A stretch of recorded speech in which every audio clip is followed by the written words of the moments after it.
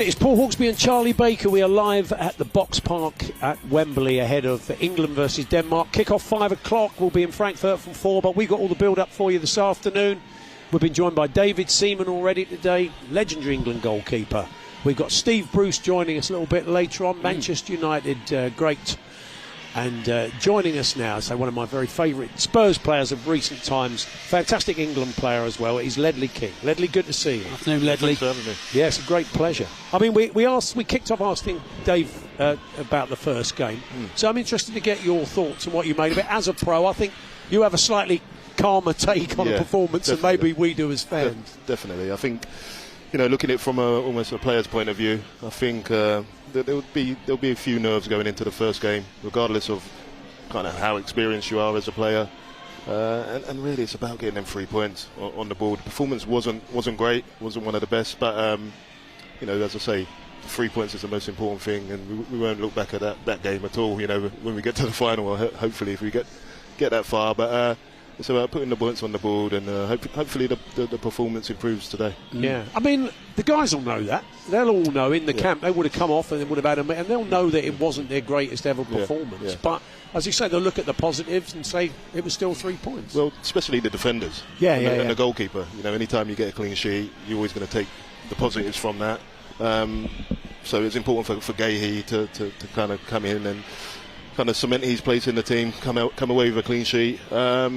So you're always looking for the positives. The performance wasn't great, but clean sheet, and they know they can do better, which is good. You're a fan of Guehi. I mean, he's looked great at Palace, but because it was a concern, wasn't it? As Charlie was saying earlier on to David, it was a concern. We were a bit worried about him and Stones not having Maguire there, but he looked really solid. Didn't he? He did, and I think it was important for him to come through that test, and as I say, get a clean sheet. Stone's not had the best season. No, at Man City. He's been injured quite a bit this season, in and out. Yeah. That concerns me a little bit. Along with Guehi being a new player, and the further we get in the tournament, that's really where the test is going to be for me. He's got a calm individual off the pitch, Marc Guehi, when he was interviewed afterwards. He's quite softly spoken, wasn't he? Yeah. But I suppose you want that from a defender. You don't want him to be all action and overexcited. You want him to be calm and there, like yourself. Yeah. Ledley. I mean, people have said that he reminds me. He reminds them of me. Yeah, well, I was going to say that. Yeah. They've said that before. So, I always like to be calm and try to, I didn't get too hot-headed over the top. I was always focused and tried to stay kind of in the zone as I played my game. And I think that's a good trait for a defender to have. So. Yeah, I like him so far. I like the look of him, and for now he's going to try and nail down that spot and make it his own. While we're talking about that first game and the reaction to it, I think we're going to hear from Carl Walker. He was chatting in the England press conference yesterday, about the comments after that match. I think everyone looks at that and the first half was such a good first half, and the second half, I don't think you ever get two halves the same. They was going to have to throw something at us, and I think first and foremost we dealt with it well. We defended it well, and we got a clean sheet, and most importantly we got 3 points on the board, and that was the main focus of the game.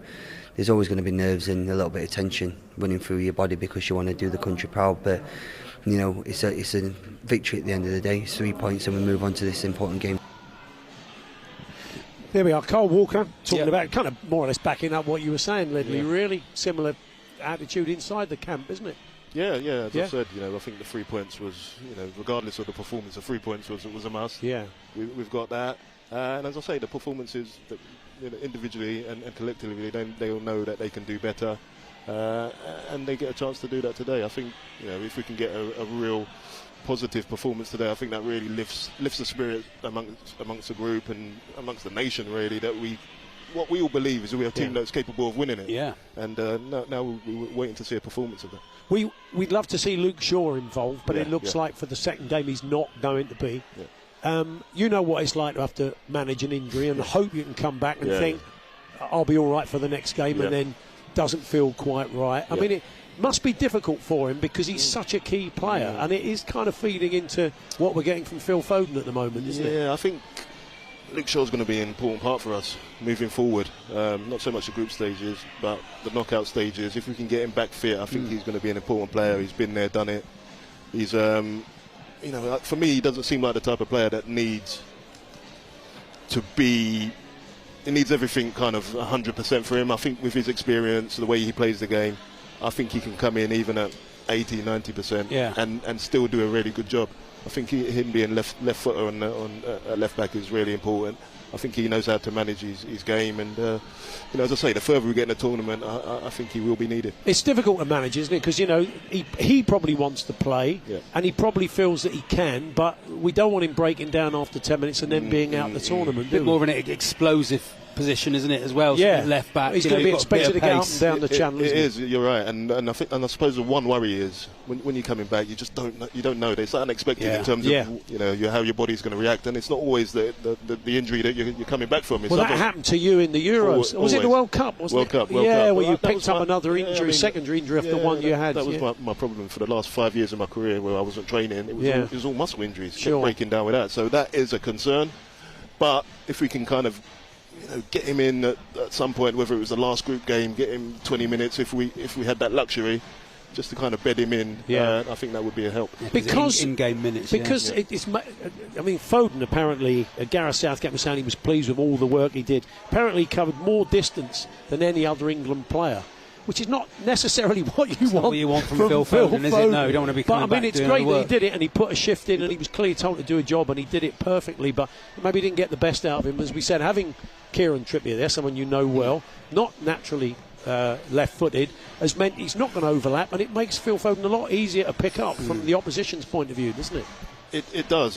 I think, you know, when Phil's at his best is obviously when he's coming in off the flank, and if you can get someone on the outside of him, kind of pulling causing the fullback a problem in terms of whether to go with a runner or whether to come in with Phil, then that's going to help him. But speaking of Phil, he wants to play in a similar position as Jude, which is tough. That, of course, then you're asking Harry to really stay up so you can give that space to the players that can get on the ball in that area.